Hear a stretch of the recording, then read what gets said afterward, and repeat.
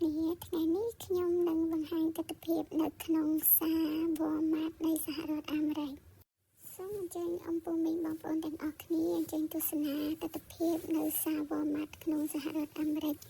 ដែលមានលក់ទំនិញជាច្រើនដូចជាបន្លែផ្លែឈើសម្ភារៈផ្សេងៗសម្ភារៈតុបតែងផ្ទះទាំងស្បែកជើងមានស្បែកជើងកូនក្មេងស្បែកជើងកូនស្រីកូនប្រុសនិងស្បែកជើងមនុស្សធំហើយនិងស្បែកជើងមនុស្សចាស់មានលក់ជាច្រើននៅទីនេះផងដែរចឹងសូមអរគុណបងប្អូនទាំងអស់គ្នាអញ្ជើញទស្សនានៅទីនេះហើយជាមួយនឹងមានលក់ហ្គេមីសម្រាប់ក្មេងតាមញ៉ាំទៅឲ្យមានភាពវៃឆ្លាតរកហ្គេមីនៅទីនេះមានលក់នៅក្នុងសាវ៉ាម៉ាតមានតំណែងជាច្រើនដូចជាថ្នាំគ្រប់មុខថ្នាំគ្រប់ប្រភេទថ្នាំមនុស្សធំថ្នាំមនុស្សចាស់ហើយនិងថ្នាំសម្រាប់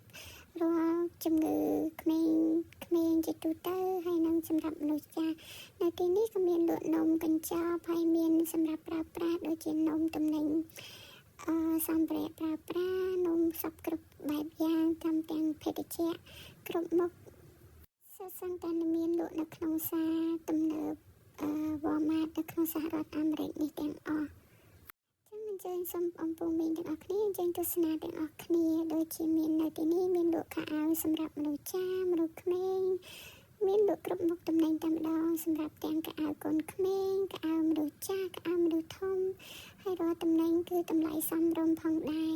ប្រជាជនសហរដ្ឋអាមេរិកតែងតែនាំគ្នាមកទិញតំណែងនៅក្នុងសាវ៉ាម៉ាតនៃសហរដ្ឋអាមេរិកនេះពីព្រោះអីនៅទីនេះគឺមានលក់បន្លែផ្លែឈើគ្រប់មុខសម្ភារៈទូទៅដែលមានលក់នៅក្នុងសាវ៉ាម៉ាតក្នុងតម្លៃសមរម្យហើយមានលក់ជានំខេក